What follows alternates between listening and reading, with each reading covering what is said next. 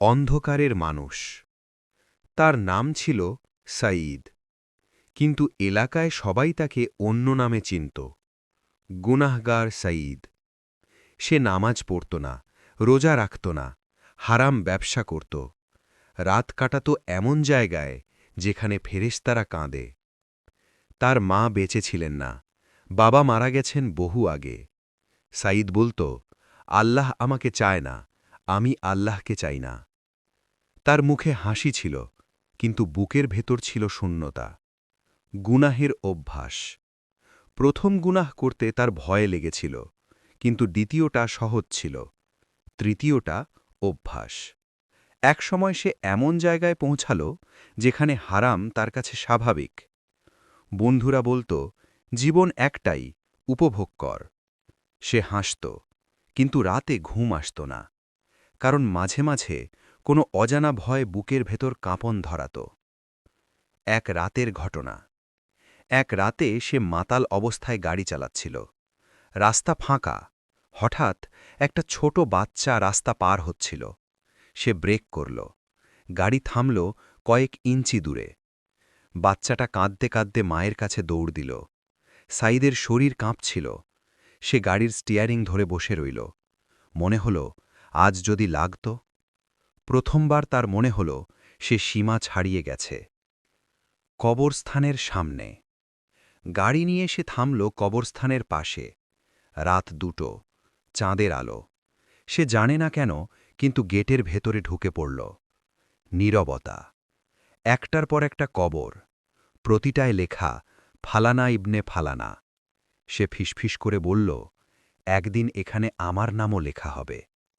তার বুকের ভেতর চাপা ভয় জমল। অদ্ভুত সাক্ষাৎ। ঠিক তখনই সে দেখল একজন বৃদ্ধ লোক কবরের পাশে বসে কোরআন পড়ছেন। রাতের এই গভীরে? সাঈদ এগিয়ে গেল। বৃদ্ধ তাকালেন, চোখে শান্তি। তিনি বললেন, বাবা, কাউকে খুঁজছ? সাঈদ হেসে বলল, নিজেকে। বৃদ্ধ বললেন, তাহলে সঠিক জায়গায় এসেছ। সেই কথাটা।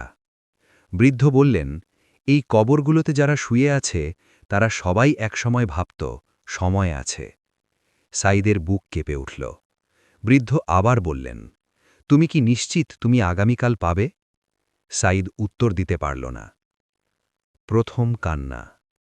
বৃদ্ধ কোরআনের একটা আয়াত পড়লেন, হে আমার বান্দারা, যারা নিজেদের উপর জুলুম করেছ, আল্লাহর রহমত থেকে নিরাশ হও না। এই আয়াতটা যেন সাঈদের বুক ভেদ করল। সে ফিসফিস করে বলল, আমার জন্য? বৃদ্ধ বললেন, তুমি যত বড় পাপী হও না কেন, আল্লাহর রহমত তার চেয়ে বড়। সেই রাতে বহু বছর পর সাঈদের চোখ দিয়ে পানি পড়ল। ভেতরের যুদ্ধ। বাসায় ফিরে সে আয়নার সামনে দাঁড়াল। নিজেকে দেখল। মনে হল, এই মানুষটা কে? সে জায়নামাজ বের করল, কিন্তু দাঁড়াতে পারল না, কারণ লজ্জা। সে বলল, আমি এত গুনাহ করেছি, আমি কিভাবে দাঁড়াই? ভেতর থেকে একটা উত্তর এলো, যেভাবে আছো সেভাবেই দাঁড়াও। প্রথম সিজদা। সে প্রথমবার সিজদায় গেল বহু বছরের পর। কথা খুঁজে পাচ্ছিল না, শুধু বলল, ইয়া আল্লাহ, আমি জানি না কিভাবে ফিরে আসতে হয়। তার কান্না থামছিল না। পরিবর্তনের শুরু। পরদিন সে হারাম ব্যবসা বন্ধ করার সিদ্ধান্ত নিল। বন্ধুরা হাসল, বলল, নাটক করিস না। কেউ বলল, তুই বেশি দিন পারবি না। কিন্তু তার ভেতরে কিছু বদলাতে শুরু করেছে। বড় পরীক্ষা আসছে। কিন্তু পরিবর্তন সহজ না। তার অতীত তাকে ছাড়বে না। তার গুনাহের ছায়া তাকে অনুসরণ করবে। এবং খুব শিগগিরই সে এমন এক পরীক্ষার মুখোমুখি হবে যেখানে সে বুঝবে, ওয়ালি হওয়া মানে শুধু কান্না নয়, আগুনের ভেতর দিয়ে হাঁটা। সাঈদ ভেবেছিল, একবার তওবা করলে সব সহজ হয়ে যাবে। কিন্তু বাস্তবতা ছিল উল্টো। সে হারাম ব্যবসা বন্ধ করল, অবৈধ লেনদেন থামাল, রাতের আড্ডা বাদ দিল। কিন্তু যাদের সাথে সে কাজ করত তারা তাকে ছাড়ল না। একদিন তার পুরনো পার্টনার রাশেদ এসে বলল, তুই পাগল হয়ে গেছিস, এই ব্যবসা ছাড়লে আমরা ডুবব। সাঈদ শান্ত গলায় বলল, আমি আর পারব না। রাশেদ দাঁত চেপে বলল, তোর সব গোপন কাহিনী আমি জানি। সাঈদের বুক কেঁপে উঠল। ব্ল্যাকমেইল। রাশেদ তাকে হুমকি দিল, পুরনো ভিডিও ফাঁস করবে, অবৈধ লেনদেন প্রকাশ করবে, পুলিশের কাছে তথ্য দেবে।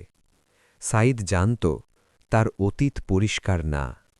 সে সিজদায় পড়ে বলল, ইয়া আল্লাহ, আমি ফিরে এসেছি, এখন তুমি আমাকে ছেড়ে দিও না। সমাজের বিদ্রূপ। সে এখন মসজিদে যায়, কোরআন পড়ে, কিন্তু মানুষ ফিসফিস করে, এই লোক, এ তো সেই। কারো কারো চোখে তাচ্ছিল্য, কারো ঠোঁটে হাসি। সে বুঝল, পাপ করা সহজ, কিন্তু বদলে যাওয়া কঠিন। সেই বৃদ্ধের কথা মনে পড়ে, কবরস্থানের সেই বৃদ্ধের কথা মনে পড়ে। ওলি হওয়া মানে মানুষ তোমাকে সাধু বলবে, এটা না। ওলি হওয়া মানে আল্লাহর কাছে প্রিয় হওয়া। এই কথাটা তাকে শক্তি দেয়। বড় পরীক্ষা। একদিন পুলিশ তার বাসায় এলো। রাশেদ সত্যিই অভিযোগ করেছে। পুরনো কাগজপত্র খোঁজা হচ্ছে। পাড়ার মানুষ জড়ো হল। সবাই তাকিয়ে। কেউ বলল, দেখেছ, নাটক বেশি দিন টেকে না। সাঈদের মাথা নিচু, কিন্তু তার ভেতর অদ্ভুত শান্তি। সে মনে মনে বলল, ইয়া আল্লাহ, আমি শাস্তি পেলে তাও মেনে নেব, শুধু তোমার কাছে যেন ফিরতে পারি। জেলখানার রাত। কিছু প্রমাণের কারণে তাকে কয়েকদিনের জন্য আটক করা হল। জেলের অন্ধকার সেলে বসে সে কাঁদল, কিন্তু এবার কান্না হতাশার না, পরিশুদ্ধির। সে নামাজ পড়ল, কোরআন চাইল। এক কয়েদি অবাক হয়ে বলল, তুই তো আলাদা ছিলি। সাঈদ বলল, আমি এখনও আলাদা, কিন্তু এবার আল্লাহর জন্য। অদ্ভুত প্রভাব। জেলে সে প্রতিদিন কোরআন পড়ত। ধীরে ধীরে অন্য কয়েদিরা তার পাশে বসতে শুরু করল। সে তাদের বলত, আমরা খারাপ হতে পারি, কিন্তু আল্লাহ আমাদের ফেলে দেন না। একদিন একজন কাঁদতে কাঁদতে বলল, আমি বহু বছর পর নামাজ পড়লাম। সাঈদের বুক কেঁপে উঠল। সে বুঝল, অন্ধকার জায়গায়ও আলো জ্বলে। মুক্তি। কয়েক সপ্তাহ পর তদন্তে প্রমাণ হল, রাশেদ নিজের বাঁচার জন্য সব দোষ তার ওপর চাপাতে চেয়েছিল। সাঈদ মুক্তি পেল, কিন্তু সে বদলে গেছে। সে বুঝেছে, আল্লাহ যখন কাউকে ওলি বানাতে চান, তখন তাকে আগুনে ফেলে পরিশুদ্ধ করেন। মায়ের কবরের কাছে। মুক্তির পর সে সোজা গেল মায়ের কবরের কাছে। কাঁদতে কাঁদতে বলল, আম্মু, তুমি তো সবসময় বলেছিলে আল্লাহর পথে ফিরতে। তার চোখের পানি মাটিতে পড়ছিল। হঠাৎ তার মনে হল, সে আর আগের সাঈদ না। পরিবর্তনের চিহ্ন। এখন সে নিয়মিত তাহাজ্জুদ পড়ে, গোপনে মানুষের সাহায্য করে, কারো কাছে নিজের অতীত বলে না। একদিন সেই বৃদ্ধের খোঁজ নিতে গেল কবরস্থানে। জানল, বৃদ্ধ কয়েক মাস আগেই ইন্তেকাল করেছেন। সাঈদ স্তব্ধ। তাহলে সেই রাতে তিনি কে ছিলেন? কেন তাকে বলেছিলেন, তুমি সঠিক জায়গায় এসেছ? তার শরীর শিউরে উঠল। গভীর উপলব্ধি। সে বুঝল, হয়তো আল্লাহ তাকে সেদিন একটা দরজা দেখিয়েছিলেন। ওলি হওয়া মানে অলৌকিক কিছু না। ওলি হওয়া মানে গোপনে কান্না, গোপনে তওবা, গোপনে ভালোবাসা। সাঈদ এখন আগের মতো উচ্চস্বরে কথা বলে না। সে কম কথা বলে, বেশি শোনে, আর গভীর রাতে উঠে দাঁড়ায়। তাহাজ্জুদের সময় তার কান্না কেউ দেখে না। তার সিজদা দীর্ঘ হয়, তার দোয়া ছোট, ইয়া আল্লাহ, আমাকে গ্রহণ করো। সে জানে, অলি হওয়া মানে মানুষ জানবে এমন না, বরং অনেক সময় মানুষ জানেই না। গোপন ইবাদাত। সে এখন গোপনে কিছু কাজ শুরু করেছে। ইয়েতিমখানায় টাকা পাঠায় নিজের নাম লুকিয়ে, এক বৃদ্ধার ওষুধের খরচ দেয়, রাতের আঁধারে গরিবের দরজায় খাবার রেখে আসে। কেউ জানে না। সে চায় না কেউ জানুক, কারণ সে শিখেছে যে কাজ মানুষ দেখার জন্য তা শেষ হয়ে যায়, যে কাজ আল্লাহর জন্য তা চিরস্থায়ী। বড় পরীক্ষা আবার। একদিন রাশেদ আবার তার সামনে এলো। এবার সে বিপদে, তার ব্যবসা ধ্বংস, ঋণে ডুবে গেছে। সে মাথা নিচু করে বলল, আমি ভুল করেছি, তুই কি আমাকে মাফ করবি? এই মুহূর্তটাই ছিল আসল পরীক্ষা। আগের সাঈদ হলে বলতো, যা, তুই আমার জীবন নষ্ট করেছিস। কিন্তু এখন সে চুপ। তার মনে পড়ে আল্লাহ তাকে মাফ করেছেন। সে ধীরে বলল, আমি তোকে মাফ করলাম। রাশেদের চোখে পানি। এই মুহূর্তেই সাঈদের বুকের ভেতর আলো জ্বলে উঠল। রহস্যের উন্মোচন। এক রাতে সে স্বপ্ন দেখল। সে আবার সেই কবরস্থানে, চাঁদের আলো। সেই বৃদ্ধ সামনে দাঁড়িয়ে। বৃদ্ধ হাসলেন, বললেন, তুমি ভেবেছিলে আমি মানুষ? সাঈদ স্তব্ধ। বৃদ্ধ বললেন, আল্লাহ যখন কাউকে ভালোবাসেন তাকে পথ দেখান, কখনো মানুষের মাধ্যমে, কখনো ঘটনার মাধ্যমে। তারপর বললেন, তুমি এখন বুঝেছ, অলি হওয়া মানে বড় কিছু হওয়া না। অলি হওয়া মানে আল্লাহর সাথে বন্ধুত্ব। সাঈদের ঘুম ভেঙে গেল। তার চোখ ভিজে, কিন্তু বুক ভরা শান্তি।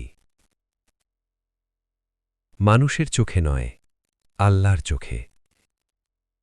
সময় কেটে গেল।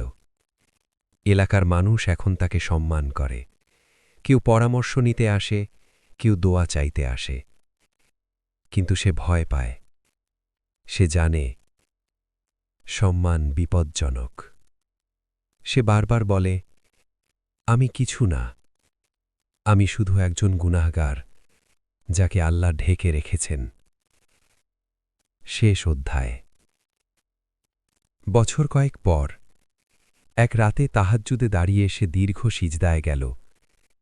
সে বলল, ইয়া আল্লাহ, আমি জানি না তুমি আমাকে অলি বানিয়েছ কিনা, কিন্তু তুমি আমাকে অন্ধকার থেকে তুলেছ, এটাই আমার জন্য যথেষ্ট। সেই রাতেই সে আর উঠল না। সকাল হলে দেখা গেল সে সিজদার অবস্থায় ইন্তেকাল করেছে, মুখে হালকা হাসি। উপসংহার।